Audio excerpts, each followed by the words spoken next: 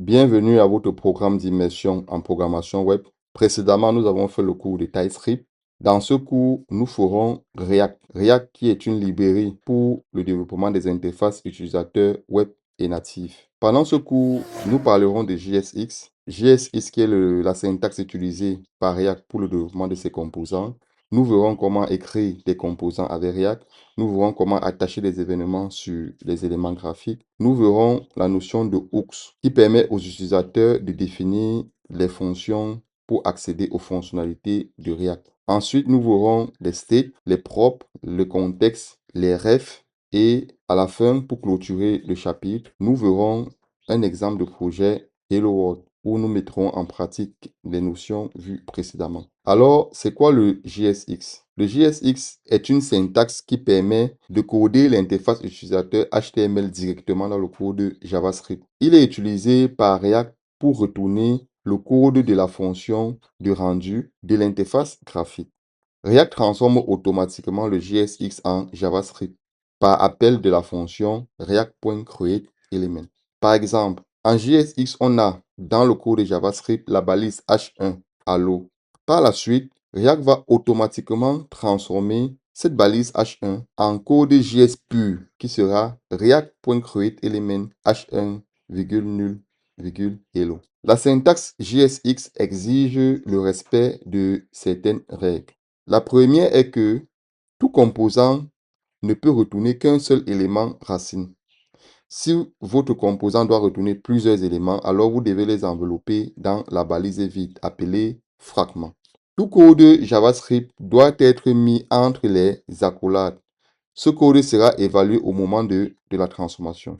Donc, dans les accolades, on peut mettre des opérations arithmétiques, des additions, des soustractions. On peut faire des appels de fonctions. On peut aussi faire des instructions ternaires. Nous verrons dans le tableau suivant quelques exemples d'applications. On utilise la notation camel case pour les attributs. Par exemple, l'attribut classe devient class name. L'attribut onClick, tout en minuscule, devient onClick. Le C de click est en majuscule parce qu'on a le mot on, ensuite le mot click. Donc, la notation camel case exige que après chaque mot, la première lettre du mot suivant commence par la lettre majuscule. Toutes les balises doivent être fermées, qu'elles soient vides ou pas. Par exemple, nous avons la balise img. Donc, au lieu de mettre img sans fermeture, qui est une balise non vide, alors il faut la mettre avec fermeture. Nous avons parlé longuement des balises HTML. Dans le cours de HTML, vous pouvez le resuivre si vous avez besoin. Dans ce tableau, nous avons quelques avantages de l'utilisation de JSX. Le premier avantage est l'affichage d'une variable, c'est-à-dire dans votre composant, vous pouvez avoir des props, des states ou des variables et vous pouvez l'injecter dynamiquement dans le HTML, simplement en écrivant votre balise dans le code JavaScript et en mettant la variable dans les accolades. Comme par exemple, nous avons la balise H1. Dans les accolades, on a mis username. Ici, au moment de la transformation automatique vers le JS pur, React va remplacer la variable username par sa valeur. Un autre avantage est le rendu conditionnel, qu'on appelle généralement ternaire. Nous avons par exemple isLoad, point d'interrogation, data, loader. Dans cet exemple, nous disons affiche les données si le chargement est terminé, isLoad. Est-ce que le chargement est terminé? Si le chargement est terminé, affiche les données. Sinon, affiche le loader. Le loader, c'est le composant qui va montrer que la page charge. Vous allez voir dans la plupart des interfaces graphiques modernes, lorsque les données ne sont pas chargées, on a un loader qui indique que les données sont en cours de chargement. Et lorsque le chargement est terminé, les données s'affichent. Ensuite, on a le rendu de liste. On peut transformer un tableau de données en une suite d'éléments visuels. Par exemple, on a une liste d'items et chaque item constitue un élément du menu. On a par exemple item.maps, on retourne une balise HTML ici qui est la balise lit. Et dans la balise, vous allez remarquer qu'il y a l'attribut qui est obligatoire. Chaque fois que vous allez vouloir transformer un tableau de données en une suite d'éléments visuels, vous devez toujours passer l'attribut qui parmi les attributs de votre élément. Ensuite, on a item.name qui est le nom du menu qui sera affiché. Puis, nous avons le style inline. Donc, grâce au JSX, vous pouvez, sur toutes vos balises HTML que vous allez ajouter dans votre code JavaScript, ajouter l'attribut style pour définir les couleurs ou les propriétés de votre balise directement dans le JavaScript. Un autre avantage est l'opérateur logique et. L'opérateur logique et permet d'afficher un élément visuel uniquement si la condition est vérifiée. Par exemple, on a isAdmin et adminPanel pour dire que si isAdmin est à true, alors on affiche le composant adminPanel.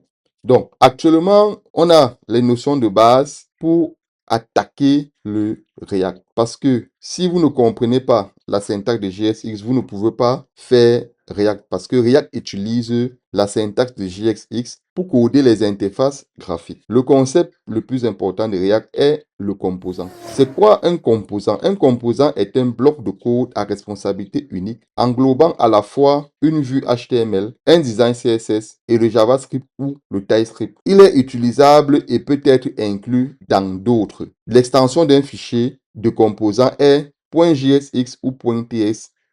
.jsx si on a utilisé JavaScript pour coder le composant ou .tsx si on a utilisé le TypeScript pour coder le composant. Nous vous recommandons de toujours utiliser le TypeScript pour écrire le code de vos composants. Alors, sur les captures d'écran, on voit par exemple le composant bouton. Le composant bouton est un composant dans lequel on aura à la fois le code HTML pour représenter le bouton, on aura le CSS pour designer le bouton, et on a le code JavaScript qui va permettre de gérer les événements qui pourront être déclenchés par le bouton. Une interface web est construite en assemblant plusieurs composants.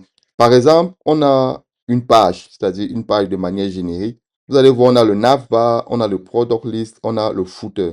Ça, c'est un exemple de page qui affiche la liste de produits, n'est-ce pas, d'un site, par exemple, e-commerce. Chaque composant est responsable du rendu graphique d'une partie de la page. Donc, ce qui est recommandé en React, c'est de découper la page de telle sorte que pour chaque zone de la page, n'est-ce pas, un composant soit responsable de son rendu graphique. Ça permet donc de faire de la modularité. Ça va permettre d'avoir un code facilement maintenable et évolutif. Maintenant que nous avons compris c'est quoi un composant, comment est-ce que ça fonctionne et quel rôle il occupe dans le framework React, il est important de comprendre la syntaxe de définition de composant. Alors, en React, un composant peut être défini de deux façons. La première, à l'aide d'une fonction qui retourne un code HTML. La fonction peut être la fonction classique ou ça peut être une fonction fléchée. Par exemple, nous avons fonction greeting, n'est-ce pas? Entre parenthèses, ça prend les propres. Donc, on verra plus de détails sur les propres par la suite. Les propres sont des valeurs qui sont envoyées par le composant parent de cette fonction. Et dans la balise H1, c'est bonjour. Dans bonjour, on a propre.name. Donc ici, il met donc le code JavaScript dans les accolades, tel qu'on a vu tout à l'heure dans la syntaxe de JSX. Ou bien, il peut aussi utiliser la fonction fléchée, greeting. Dans les parenthèses, on fait ce qu'on appelle une destruction de l'objet. C'est-à-dire, on décompose l'objet directement dans les paramètres pour récupérer le name. C'est pour ça que vous allez voir entre accolades name. Alors, on retourne la balise H1, bonjour, et on met toujours name dans les accolades. Cette approche de définition de composants est l'approche recommandée aujourd'hui par React. Ensuite, on peut définir aussi les composants à l'aide d'une classe, qui est la vieille approche. Alors, la classe doit hériter de React.component et la classe doit toujours redéfinir la méthode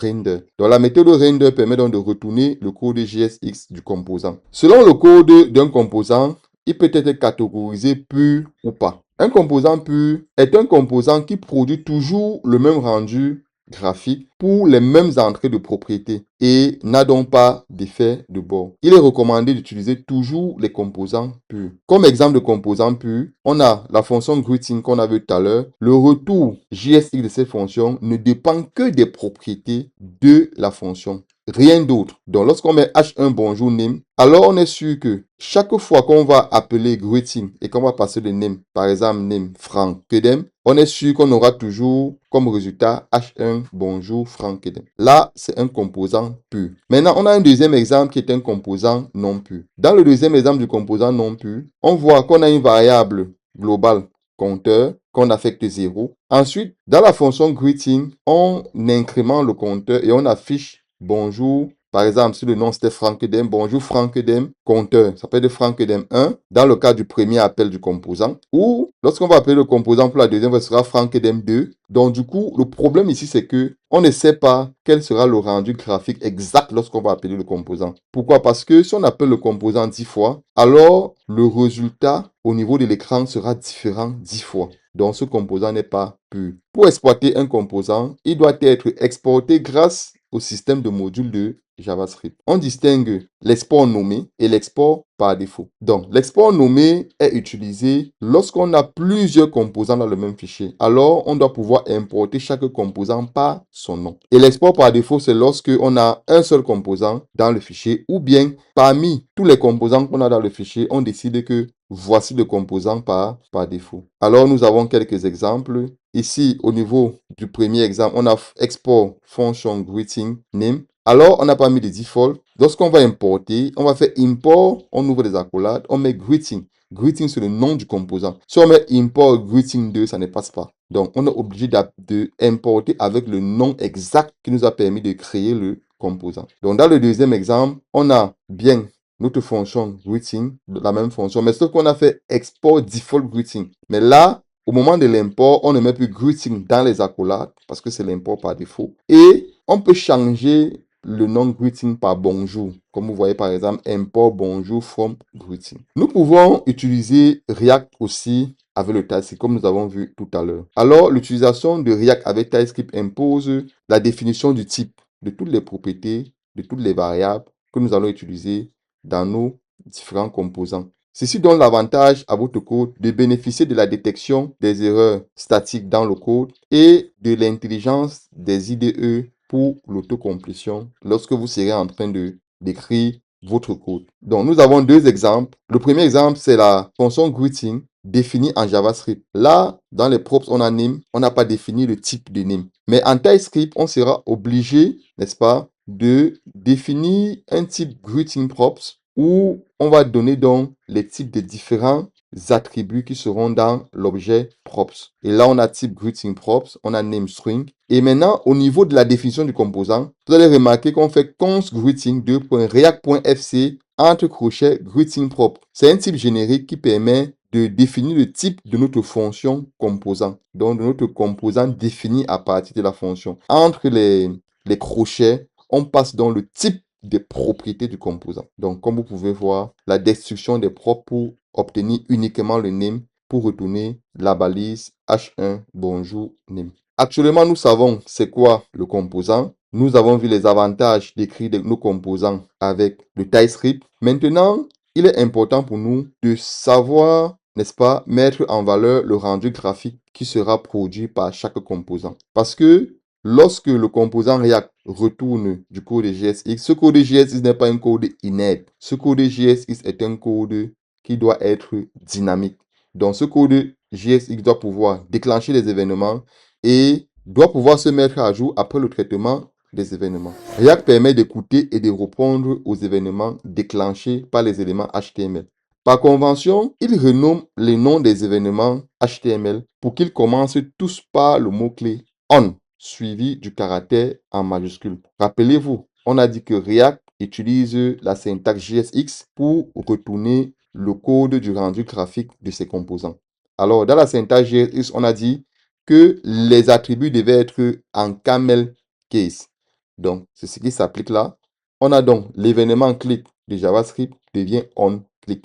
Ensuite, on a change qui devient on change, submit qui devient on submit. Vous pouvez avoir la liste complète des événements si vous suivez le cours de HTML qui sera ajouté en description de cette vidéo. En React, nous avons des fonctions spéciales appelées hooks dont le nom commence toujours par le mot-clé use. Cette fonction permet d'utiliser les fonctionnalités internes de React dans les composants fonctionnels. Nous pouvons définir nos propres hooks personnalisés afin de réutiliser une même logique entre plusieurs composants. Dans nos hooks personnalisés, nous pouvons faire appel à d'autres hooks tels que useState, useEffect et useContext. Il existe plusieurs hooks prédéfinis, parmi lesquels les plus utilisés sont useState qui permet de gérer l'état d'un composant, useEffect qui permet de gérer les effets secondaires du composant, useContext qui permet d'accéder à un contexte pour avoir un ensemble de valeurs pour un composant et useRef qui permet d'accéder au DOM pour pouvoir faire des actions directement au niveau du DOM. Nous verrons plus en détail ces différents hooks. Commençons donc par les states. Un state est une variable interne à un composant qui peut changer dans le temps. Il provoque la mise à jour de l'interface utilisateur lorsque sa valeur change. Contrairement aux variables locales et globales, leurs valeurs sont mémorisées entre deux rendus. En React, chaque rendu est appelé snapshot. Nous avons dans l'exemple affiché à l'écran, const index, cet index, on affecte useState. Ici, index est la valeur de l'état et cet index est la fonction qui permet de mettre à jour l'état. Alors, dans notre composant galerie, on a défini une fonction handlerNextClick. Et dans handlerNextClick, qu'est-ce qu'on fait? On fait cet index, index plus 1. Ça veut dire quoi? Lorsque cette fonction est appelée, cette fonction va incrémenter la valeur de l'état index à la valeur suivante. Et maintenant, dans le code JSX du composant galerie, on a bouton onClick. Vous voyez, là, on a onClick, on attache l'événement, clique sur le bouton et on commence par le mot-clé on, suivi de C majuscule, onClick, on affecte handlerClick. Et au niveau de l'affichage, on affiche la valeur de l'état index. Et on a next to index plus 1. Donc, lorsqu'on va cliquer sur le bouton va appeler la fonction handlerNextClick et la fonction handlerNextClick va modifier la valeur de l'état index à la valeur suivante. Puisqu'on a modifié la valeur d'une state, alors le rendu sera mis à jour. Donc, on aura un nouveau snapshot. Donc, on a donc comme ça une succession de snapshots qui permettent, n'est-ce pas, de rendre la page web dynamique. En ce qui concerne le cycle de vie donc d'un composant par rapport aux différents rendus, initialement, pour faire le rendu, React appelle la fonction de votre composant.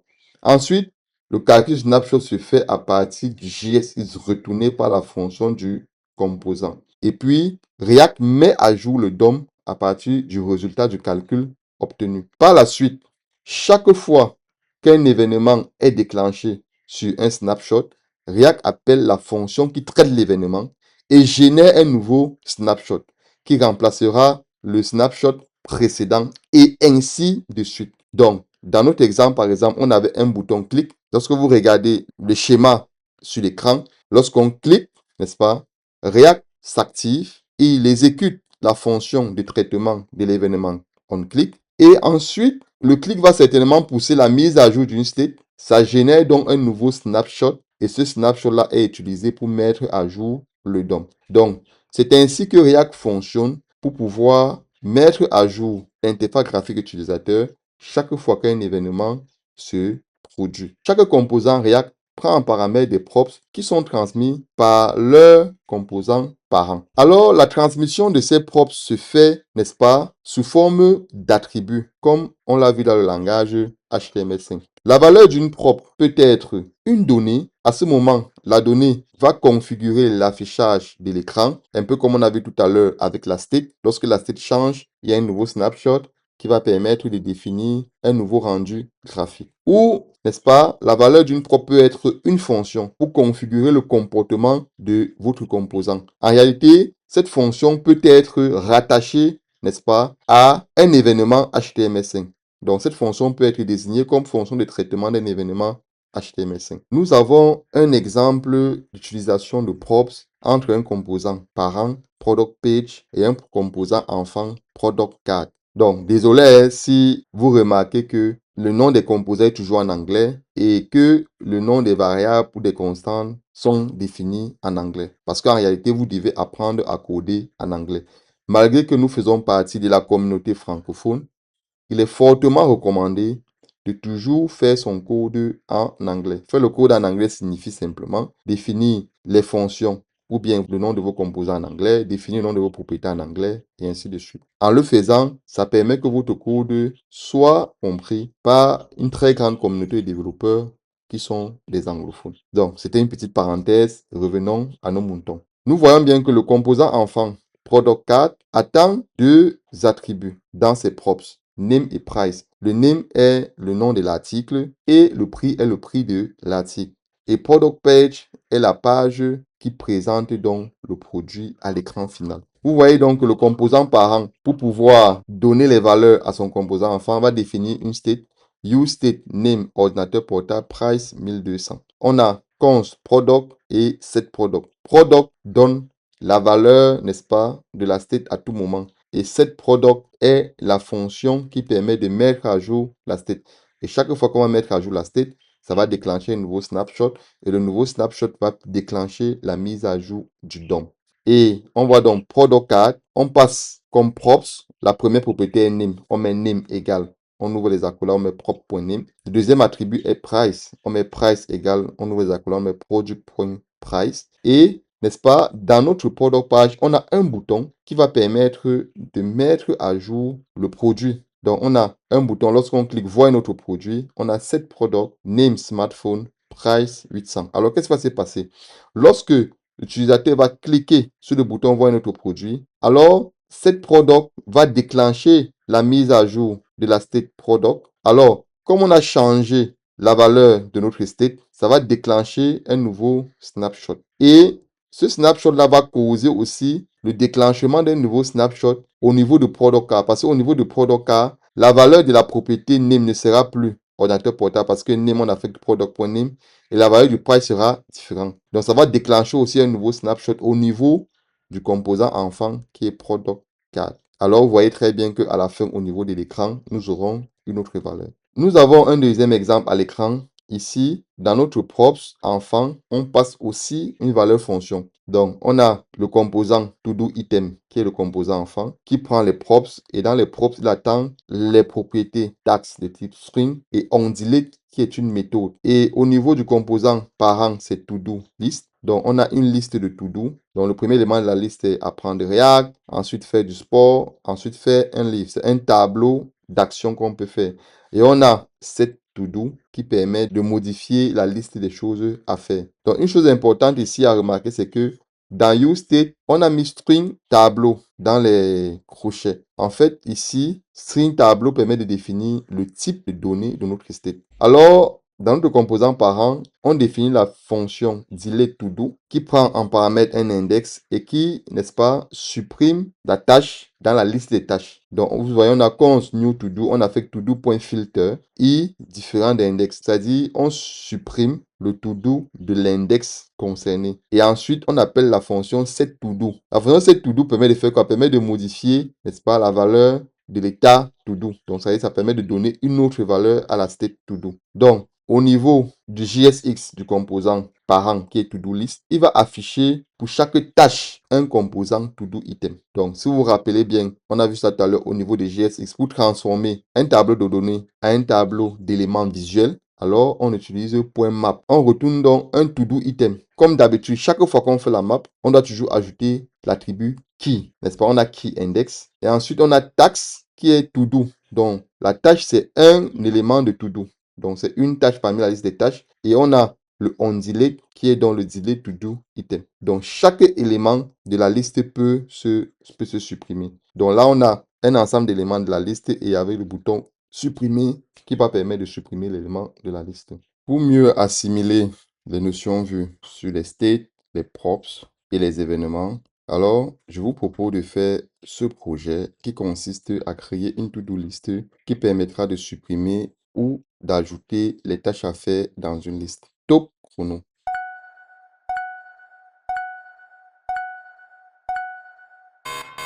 Pour réaliser ce projet, nous devons nous rassurer que nous avons Node.js installé et Visual Studio Code. Et nous devons aussi avoir accès à Internet parce que c'est à partir de la connexion Internet que nous allons créer le projet React. Alors, je vérifie sur mon invite de commande. Je tape la commande node-v. Vous voyez bien que j'ai la version Node.js 20 sur ma machine. Donc là, c'est OK. Lorsque je clique ici, j'ai bien l'éditeur Visual Studio Code qui est disponible. Et lorsque j'ouvre mon navigateur, je tape react.dev. J'ai bien la page de React qui s'ouvre. Quand je vais sur Learn, je vais sur Installation. Donc, sur le menu Installation, on peut voir que nous pouvons créer le projet React de deux façons. La première façon, c'est créer à partir des frameworks recommandés. Et la deuxième façon, c'est de créer from scratch. Créer from scratch veut dire que on crée le projet React à partir de zéro, de nous-mêmes. Bon, il est fortement recommandé d'utiliser des frameworks. Lorsque je clique sur créer React App ici, on voit donc la liste des frameworks recommandés par React. On a Next.js, on a React Router et on a Expo. Bon, nous allons utiliser Next.js parce que le prochain chapitre sera Next.js. Donc, pour créer le projet à partir de Next.js, on utilise la commande ici. Donc, je copie cette commande et je vais l'exécuter sur mon invite de commande. Avant de l'exécuter, je me positionne dans le dossier où je souhaite créer mon projet. Donc, j'ai un dossier project ici. Donc, je colle la commande dans ce dossier. Et il va utiliser la connexion Internet pour charger. Il dit, il va installer le paquet suivant. Je dis yes. Ça charge. Ensuite, il me demande le nom de mon projet. Donc, je vais appeler to-do list project. To-do list démo. Comme ça. Ensuite, il me demande est-ce que je vais utiliser les recommandations par défaut de Next. Dans les recommandations par défaut, Next recommande d'utiliser TypeScript, ESLint pour la qualité de code, Tailwind CSS pour le code CSS, AppRouter et agent.md. Donc, je vais choisir le mode recommandé. Alors là, ça va tourner et ça va installer. Donc, on patiente un peu que l'installation se fasse. Ça peut prendre un peu plus de temps si votre connexion est lente et ça peut aller plus vite si votre connexion est rapide. Ok, l'installation est terminée. Maintenant, ouvrons le projet dans Visual Studio Code. Donc, je viens sur Open ici. Je vais dans Document, je vais dans Project et je récupère To-Do List Demo. Ok. Avant de commencer à coder, je tiens à vous expliquer quelques fichiers de configuration du projet. On commence par le fichier package.json. Tout projet Node.js possède le fichier package.json. À l'intérieur du fichier package.json, nous avons les scripts qui sont les commandes que nous pouvons lancer. Par exemple, le script dev pour le lancement du projet, le script build pour la compilation du projet. En réalité, chaque développeur écrit les scripts pour permettre de faire des actions sur son projet. Puis viennent les dépendances. Les dépendances sont des bibliothèques JavaScript qui sont utilisées par notre projet. Ici, nous avons la bibliothèque Next pour le framework Next. Ici, on a React pour le framework React. Ici, on a React DOM pour le DOM, n'est-ce pas, React. Ensuite, on a les dépendances de développement. Ce sont les dépendances qui nous aident à avoir un code de qualité. Par exemple, ici, on a TypeScript qui permet de gérer le typage dans notre code. On a ESLint qui permet de gérer la qualité du code. On a Tailwind CSS qui permet de faire facilement du CSS. On verra cela dans un autre chapitre. OK. Parmi les scripts, je vais utiliser la commande dev pour lancer le projet. Alors, qu'est-ce que je fais? Je fais npm run dev, comme ça. Donc, c'est npm run, puis le nom du script. Alors, il dit qu'il a lancé le serveur local sur le port 3000 ou sur le réseau sur le port 3000. Donc, je vais copier ça et venir l'exécuter sur mon navigateur.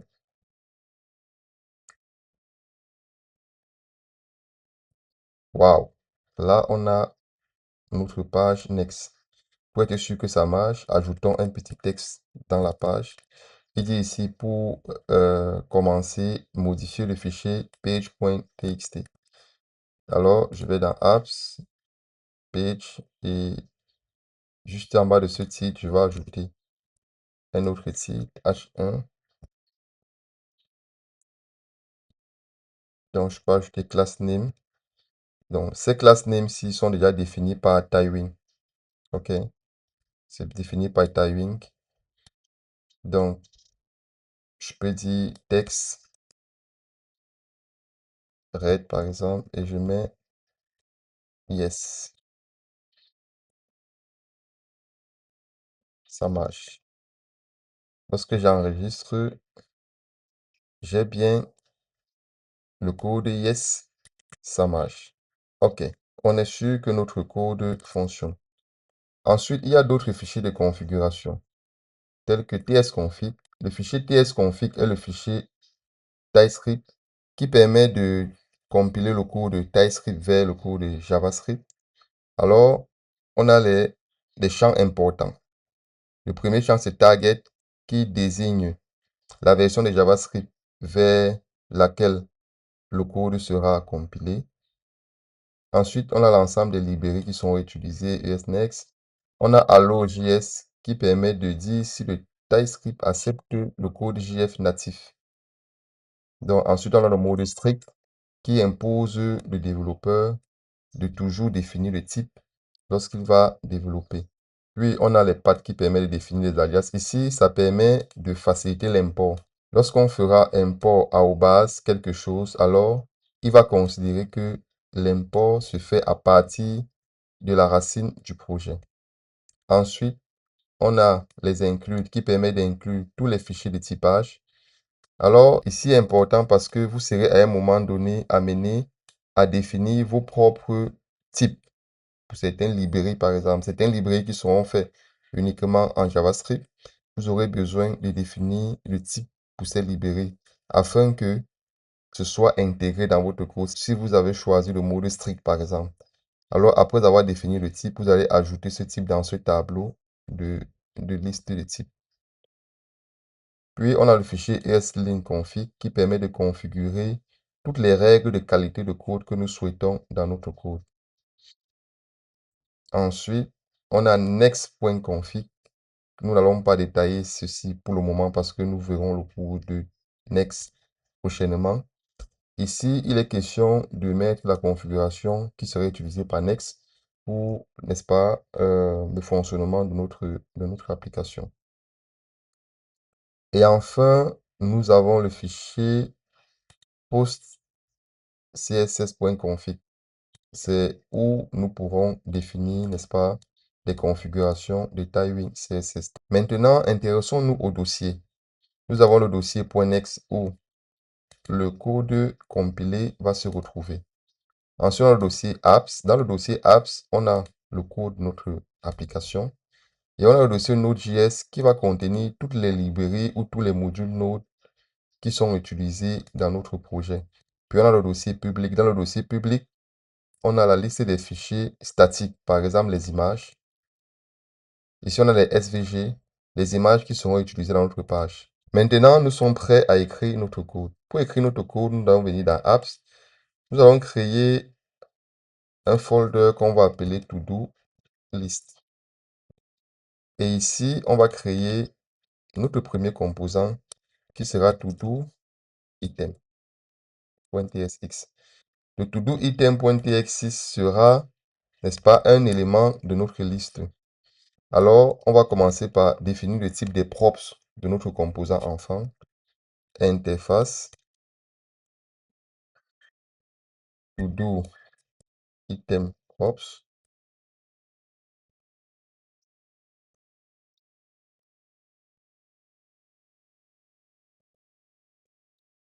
Notre prop attend quoi? Il attend le name de l'item qui est de type string et la fonction onDelete qui sera appelée lorsque l'utilisateur va solliciter supprimer l'item, qui ne prend rien en paramètre et qui ne retourne rien. Une fois le type de prop défini à travers l'interface, nous pouvons définir donc notre composant. Alors, on va faire const to-do item. J'utilise la notation fléchée pour définir le composant. J'affecte la fonction fléchée. Sauf que ici, on doit attacher le type React.fc,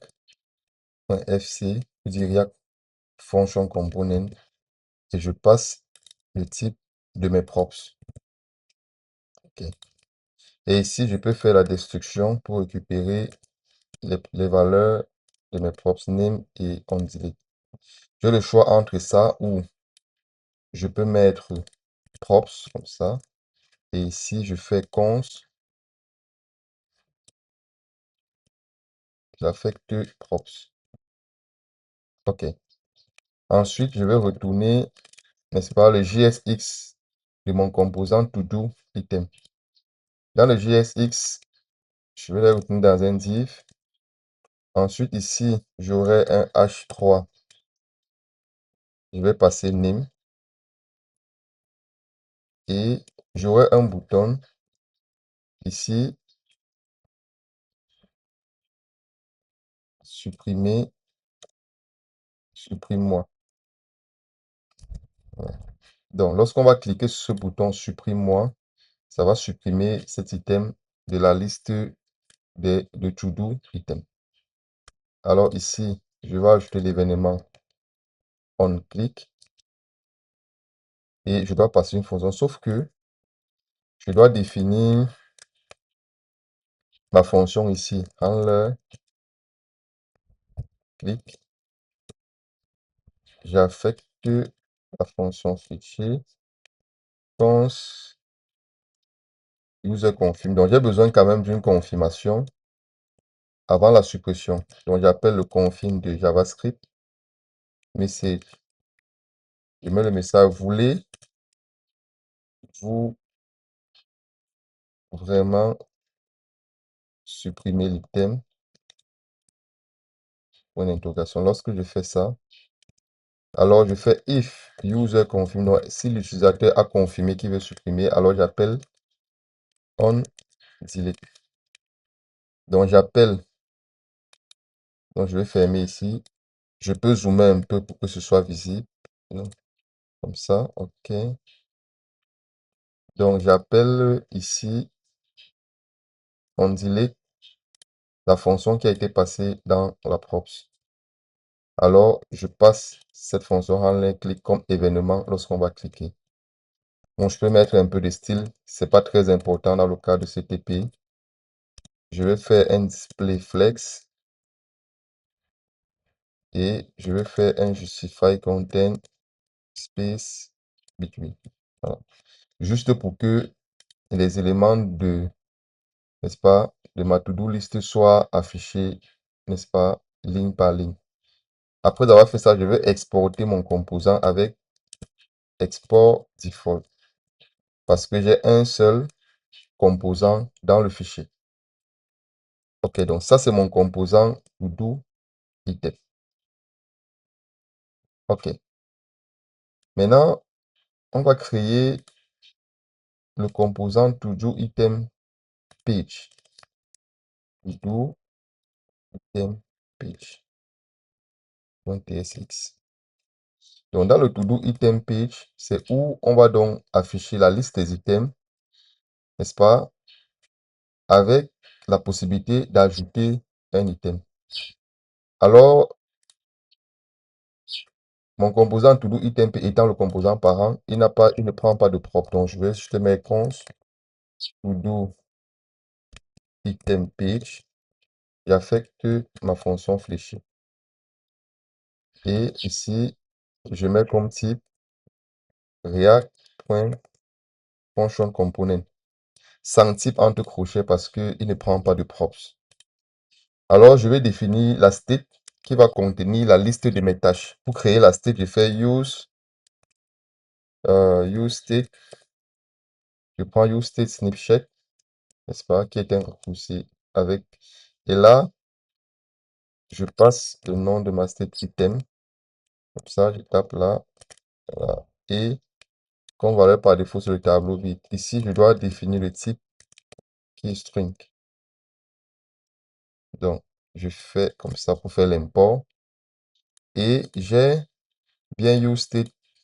Le type des données de ma state, c'est un tableau de string et j'initialise à vide. Je peux initialiser avec quelques éléments. Par exemple, faire du sport, apprendre le React, par exemple. Voilà. J'initialise avec ces deux éléments. Ensuite, j'ai, n'est-ce pas, ma liste d'items. Je vais donc écrire ma fonction pour ajouter add item, pour ajouter un item dans la liste. Donc, pour ajouter une tâche dans la liste. Alors là, ça va prendre tax name, le nom de la tâche, de type string. Alors, qu'est-ce que je vais faire? Je vais faire set item, comme ça, n'est-ce pas? Je vais concaténer. Je prends ici name, point concat, et je passe item. OK. Qu'est-ce qu'on fait ici? On place name comme premier élément de la liste des tâches à faire. Maintenant, on peut donc écrire le JSX du composant. Return, comme ça. Ici, je mets tout ça dans un div. Et dans le div, j'ai ici un input. Je commence avec le input, n'est-ce pas, de type texte, comme ça. Ici, je mets label, je mets un label qui va dire saisir votre nouvelle tâche, comme ça. OK. Et ici, je dois avoir une state qui va conserver la tâche saisie. Chaque fois qu'il va saisir, n'est-ce pas, on doit pouvoir stocker la valeur qu'il a saisie. Donc, j'aurai une state, j'aurai use state snapshot comme ça, to do name, comme ça. OK. Initialise à la chaîne vide.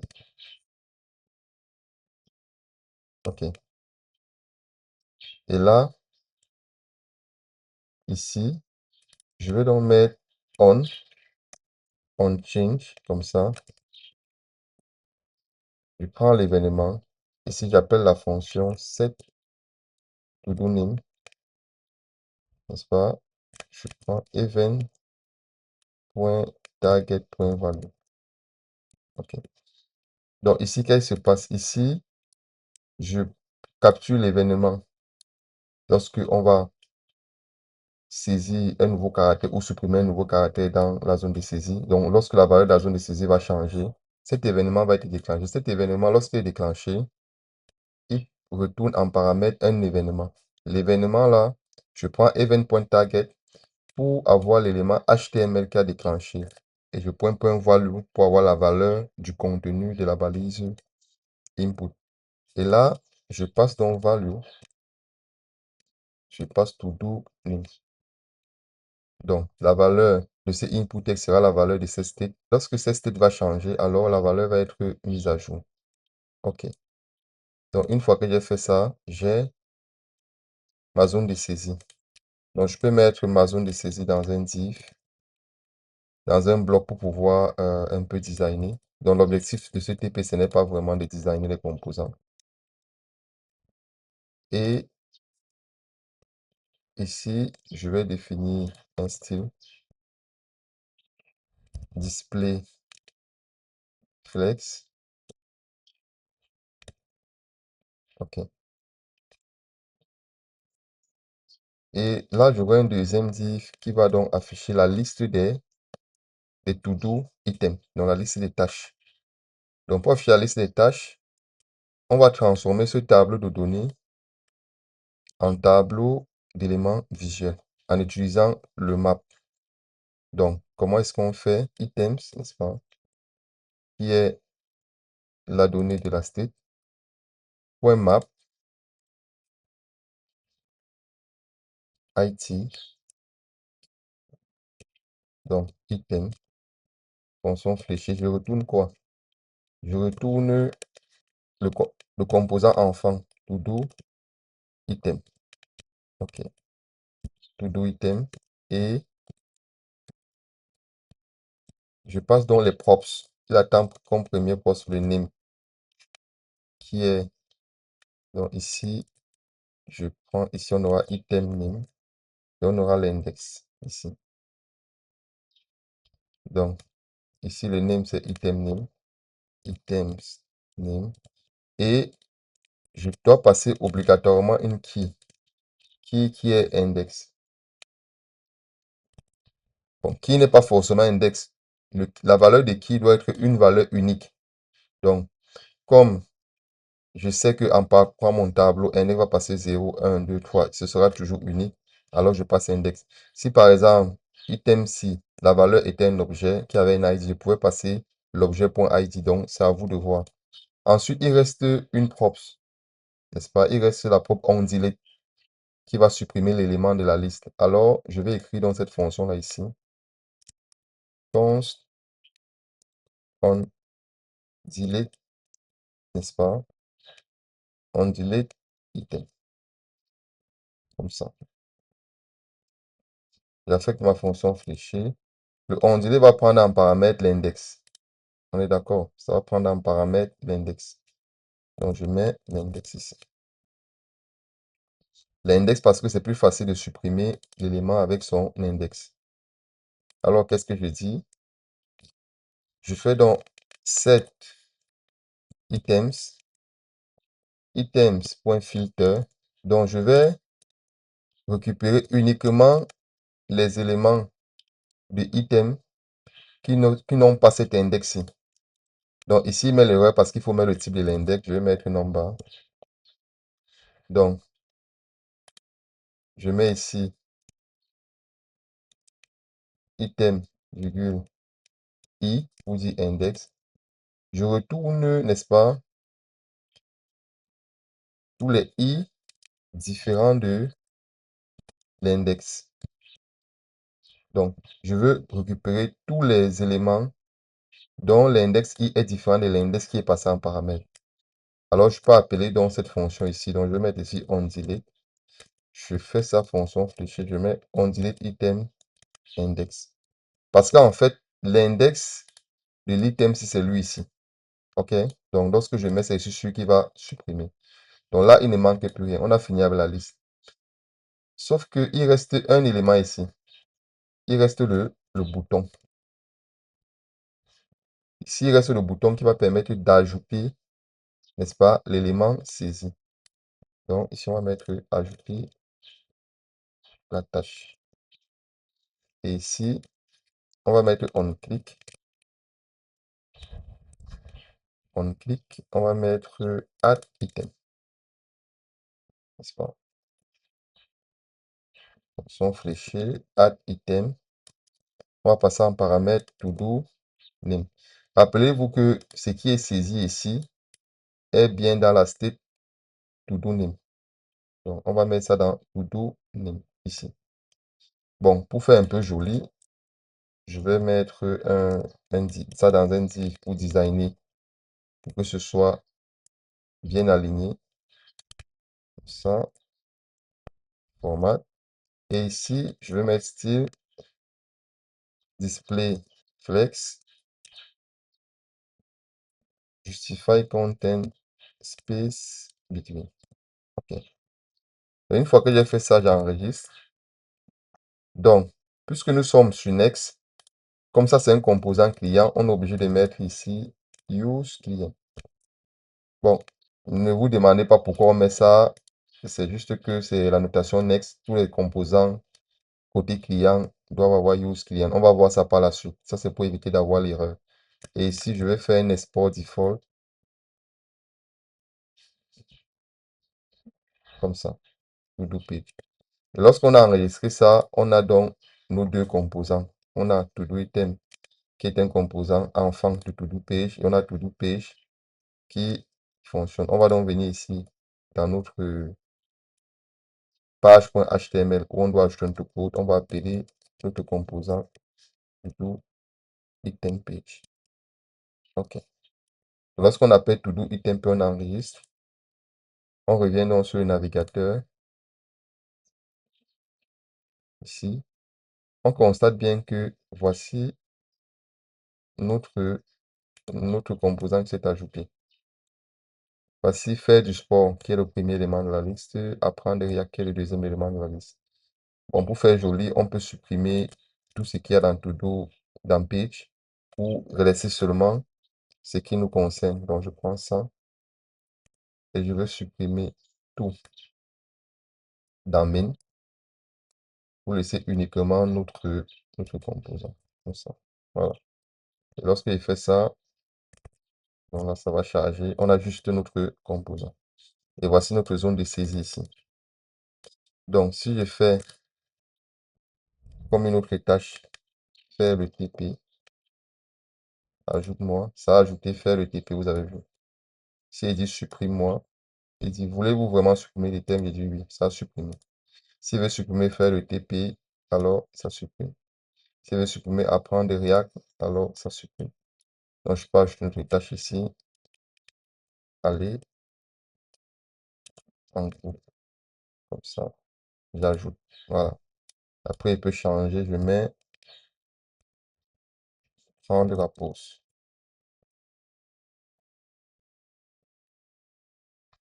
Voilà. Vous voyez très bien que votre composant fonctionne sans souci.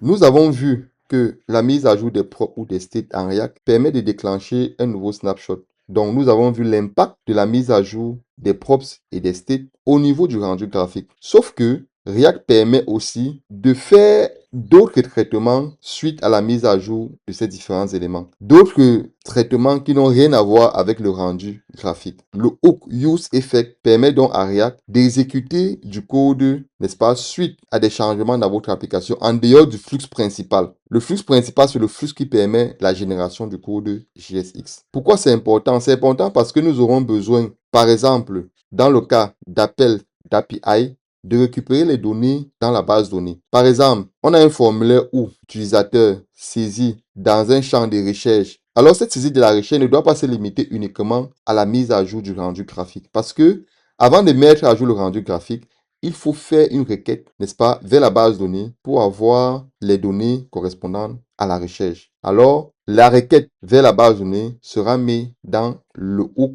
use effect. Ça peut aussi être utile pour l'abonnement à des Flux WebSocket ou bien encore permettre de connecter un composant React à des bibliothèques externes qui ne sont pas faites en React. Le hook useEffect prend deux arguments. Le premier est la fonction qui définit le traitement en cas de détection de changement. Et le deuxième est le tableau de dépendance qui sera contrôlé. La fonction de traitement peut retourner une fonction de nettoyage. Par exemple, fermeture d'une connexion à la base donnée avant une nouvelle exécution pour éviter d'avoir plusieurs connexions actives. Dans l'exemple à l'écran, on a donc bien useEffect. Et useEffect, on a passé une fonction fléchée. Donc la fonction fléchée, on a donc console.log, c'est où vous allez mettre votre code. Ensuite, on a le return. Le return permet de définir donc la fonction de nettoyage. Et dans le tableau, on a la liste des dépendances. C'est ça la syntaxe d'utilisation de useEffect. En fonction de la présence ou de l'absence des dépendances, nous pouvons avoir des comportements différents. Prenons le cas où la liste des dépendantes est absente. Alors, à chaque rendu, la fonction de traitement sera exécutée. Ce cas est un cas très rare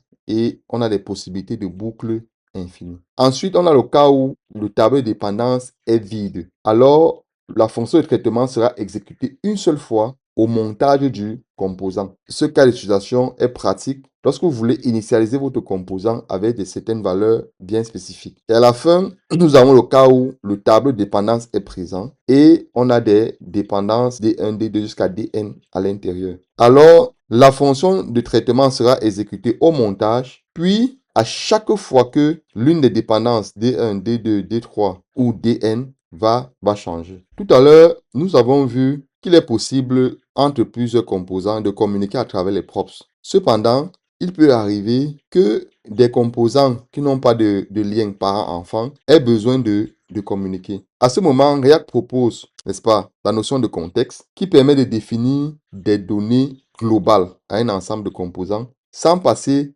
via les props à chaque niveau de la hiérarchie. La mise en place du contexte se fait en trois étapes. La première étape est la création du contexte à l'aide de la méthode createContext. Ensuite, on fournit la donnée globale du contexte à l'aide du provider. Et enfin, on consomme le contexte à l'aide du hooks useContext. À l'écran, nous avons un exemple de contexte qui fournit les données de profil d'un utilisateur. En un, on a la création du contexte, on a l'interface qui définit les données du contexte. On a user context type, name, string, et on a export const user context. On affecte create context. Et dans create context, on passe entre crochets le type du contexte. Et vous allez voir qu'on a fait export const, on a fait un export nommé. Ensuite, on va définir donc la valeur de notre contexte à travers provider. Et là, la valeur du contexte doit généralement provenir d'une state pour pouvoir bénéficier de la mise à jour du snapshot chaque fois que la state va changer. Alors, on a user context, qui est le contexte qu'on a défini précédemment, point provider,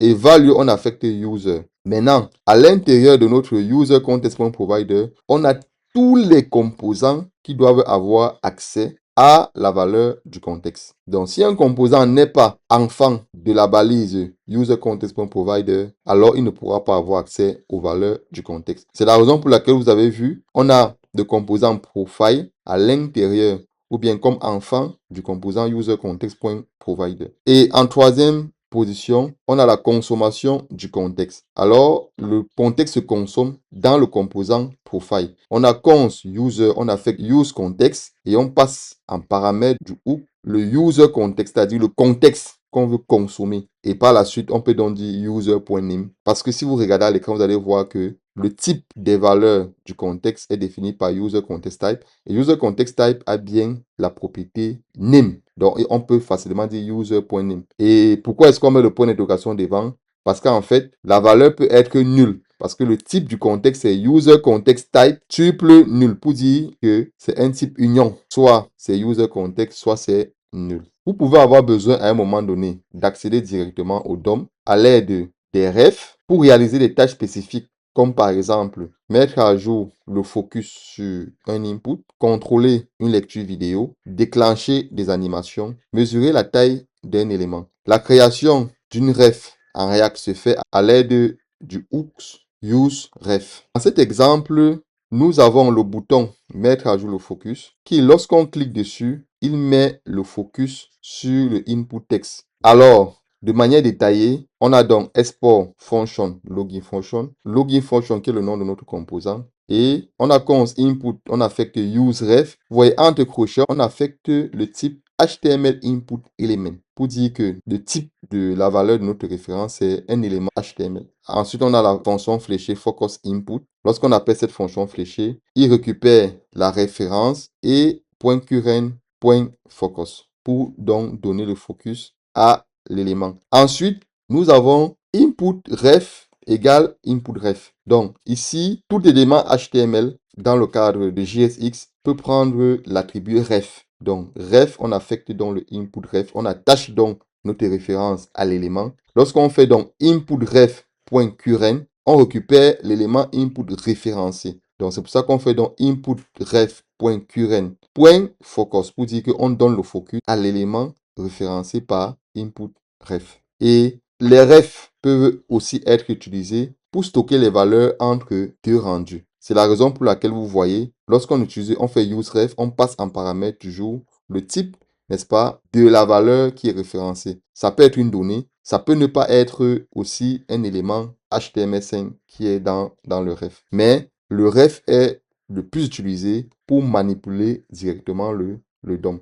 À ce stade, vous êtes capable de créer un projet React et de développer vos interfaces graphiques le plus rapidement possible. Maintenant, créons un projet Hello World qui consiste à mettre à jour le projet précédent en ajoutant un contexte qui contiendra la couleur de tous les boutons de la page, donc le bouton d'ajout d'une nouvelle tâche et le bouton de suppression d'une tâche. Top chrono.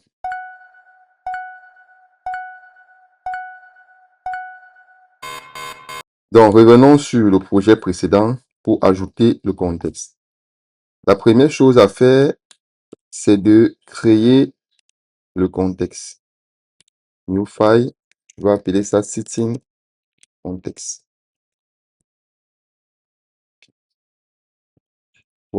.ts. Donc ici, je vais d'abord définir le type des données du contexte. Je vais mettre interface setting context e-sitting context. Alors là, il y aura button color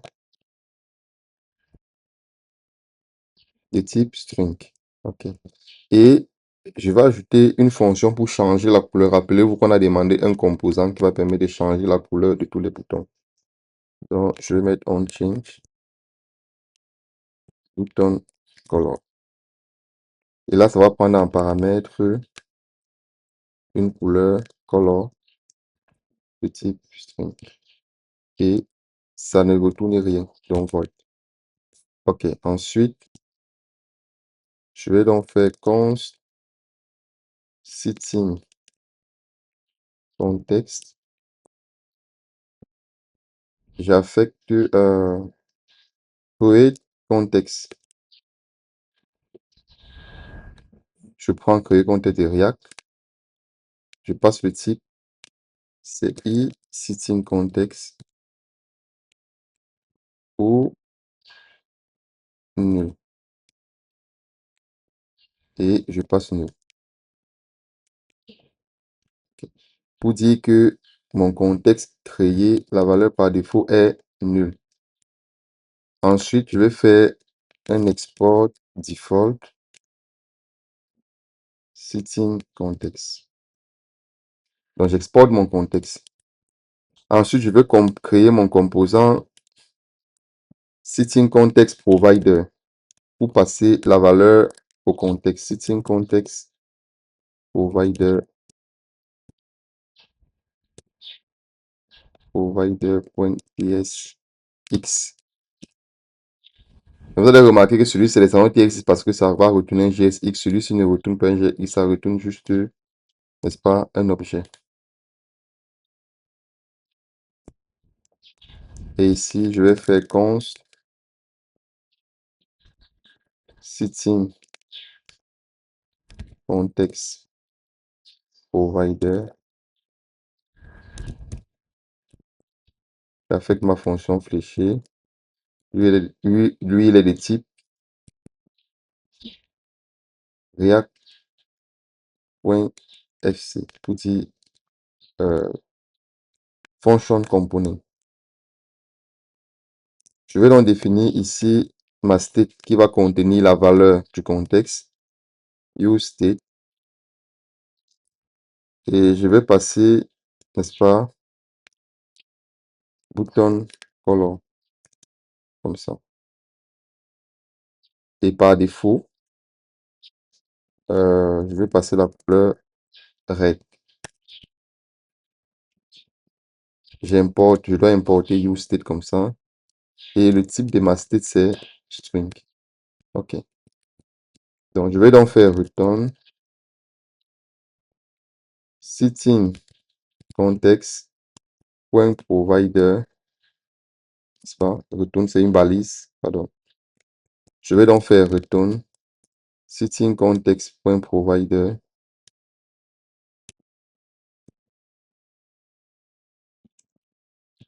Comme ça. Et là, je vais passer le value. Comme value, je vais passer button color, qui est le button color ici. Et je vais passer le on change button color. Je vais passer set button color. Voilà. Donc ici, pour que ça fonctionne, il faut que je donne la possibilité, n'est-ce pas, à mon composant de prendre un composant enfant qui est un composant React. Parce que tout élément qui n'est pas dans le provider ne peut pas hériter des valeurs. Donc, je vais définir ici sitting provider interface, sitting provider props, comme ça, props. Donc, il va prendre un children de type React.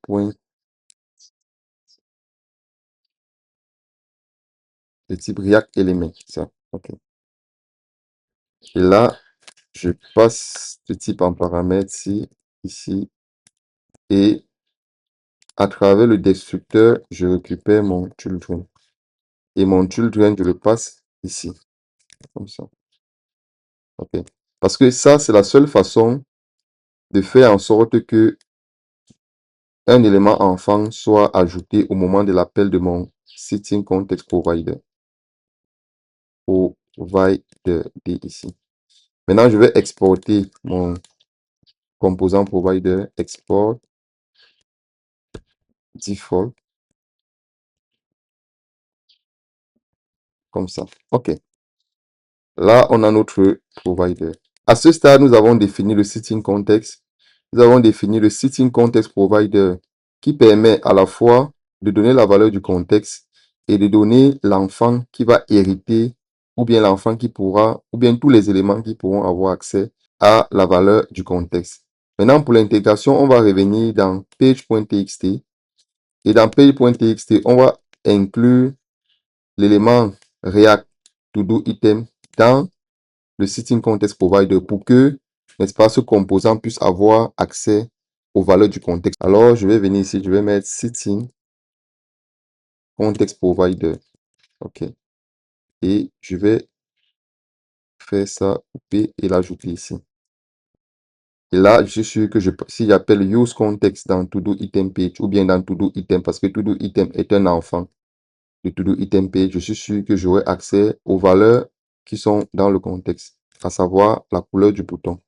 Donc là, si je viens sur To-Do Item Page, je peux donc faire ici const, n'est-ce pas, setting. J'affecte use context. OK. Et je passe en paramètre le contexte que je veux récupérer. Setting context. Et là, je peux venir maintenant ici au niveau du bouton. Je définis un style. Je définis un background color. Comme ça. Color. Je mets ici setting.button. Vous voyez l'autocomplétion. Il me met bouton color et on. Value change. Je mets bouton color comme ça. Et lorsque je fais ça, j'enregistre. Donc, le serveur est toujours lancé. Je viens donc sur mon navigateur et je tape localhost. Je constate que j'ai une erreur, n'est-ce pas? Il dit qu'on importe create context dans un server component. OK, donc on va ajouter use cliency aussi dans page.tsx. OK, donc je reviens ici et j'ajoute dans page.tsx use client. Donc, lorsque je fais ça, OK, je reviens ici, j'ai bien la couleur rouge, n'est-ce pas? Cette couleur rouge ici était la couleur par défaut qu'on a fourni ici. On a bien rouge. OK. Si je reviens ici, je mets green, par exemple. J'enregistre. Sur la page, on a bien vert. D'accord. Maintenant, il nous faut faire le composant qui va changer cette couleur, n'est-ce pas? Qui va permettre à l'utilisateur de changer cette couleur dans ses paramétrages. Alors, je vais créer un nouveau dossier ici qu'on va appeler Setting, n'est-ce pas, Setting Apps. Et à l'intérieur, je vais créer un composant qui va s'appeler Color Setting.tsx.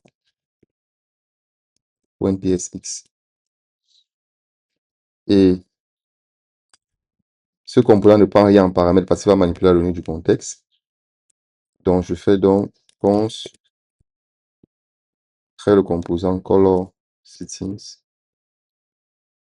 n'est-ce pas?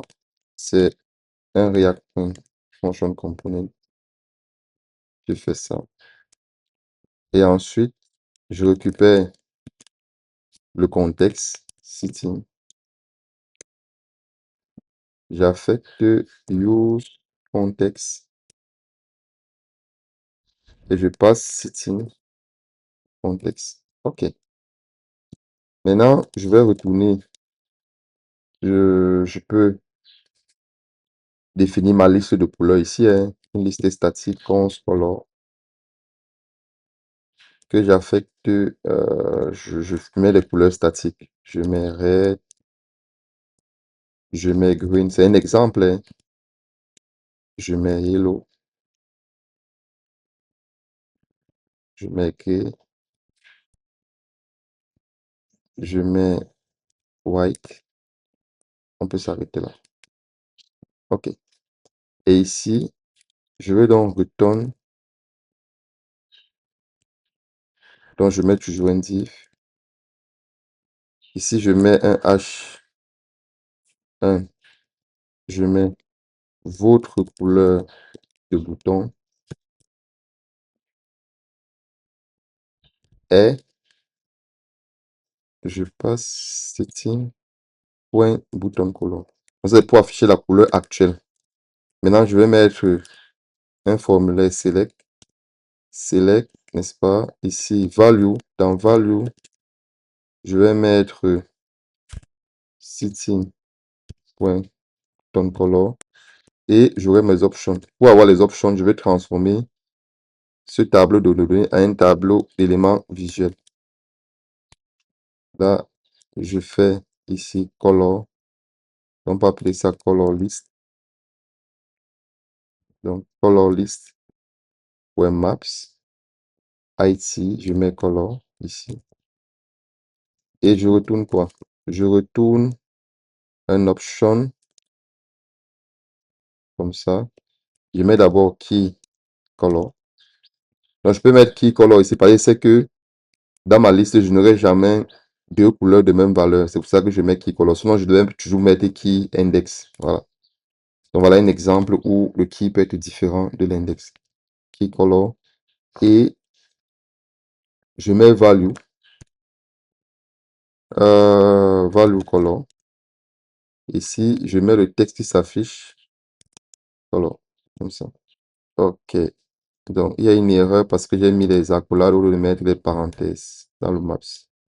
Pour transformer une liste de données en une liste d'éléments visuels, ici, on met plutôt les parenthèses comme ça, pas les accolades. Voilà. Lorsque je mets les parenthèses, je supprime l'accolade de plus ici. Vous voyez, les erreurs disparaissent. OK. Et lorsqu'il va changer on change, lorsqu'il va changer de couleur, color, donc il va changer. Ici, on aura un event. OK. Alors, je peux définir ma fonction ici. Sans le color change. Comme ça. Et j'affecte la nouvelle couleur new color de type string. Fonction fléchée. Qu'est-ce que je fais? Je vais faire if setting.onChainColor. Ça veut dire si la valeur onChainColor est déjà rattachée à notre setting, alors on va faire comme ça. Setting. Et affecte new color. Aussi simplement. Et là, je prends event fonction fléchée. J'appelle mon handler color ici. Je ferme ça. Et je passe event.target.value. Comme ça. OK. Lorsque je fais ça, on est OK. Maintenant, pour appeler mon composant, j'exporte mon composant d'abord. Ici, export default. Maintenant, pour l'intégrer, nous allons l'appeler ici au niveau de page. OK. Si je fais ici color setting comme ça, en fait, on doit l'ajouter dans le setting context provider pour qu'il ait accès, n'est-ce pas, aux valeurs du contexte. Mais si je fais ça, j'aurai l'erreur parce que, en fait, setting content provider, il attend un seul élément enfant. Donc, c'est ça ici, React Element. Alors, pour regrouper ces deux éléments en un seul élément enfant, comme on a vu dans le cours, qu'est-ce qu'il faut faire? Il faut utiliser la balise fragment. Donc, je coupe ça, je mets dans la balise vide, qu'on appelle encore balise fragment. Et lorsque je fais ça, j'enregistre. Donc, quand j'ai enregistré, je peux aller sur le navigateur pour voir. OK. Donc, il est venu s'ajouter. Si votre couleur actuelle est green. Donc, si je change, je mets hello. Vous avez vu? La couleur a changé, c'est hello. Et si je change encore, je mets gris. La couleur a changé, c'est gris. Si je change, je mets white. La couleur a changé, c'est white. Je mets la couleur change c'est red. Vous avez vu que on a bien changé la valeur dans le contexte et tous les composants ont hérité, n'est-ce pas, de cette valeur sans qu'il y ait toutefois un lien de parent-enfant. Nous sommes arrivés au terme de ce cours de React. Alors, pendant ce cours, nous avons mis en application quelques éléments pour permettre de mieux comprendre les notions enseignées. Par la suite, nous aurons un TP beaucoup plus complexe qui va nous permettre de parcourir tous les éléments que nous avons vus dans ce cours. Restez connectés pour la suite. Pour tous les nouveaux, pensez à liker, à vous abonner, à partager tout autour de vous afin de permettre à d'autres personnes de bénéficier de cette formation totalement gratuite qui permettra de passer directement à l'excellence.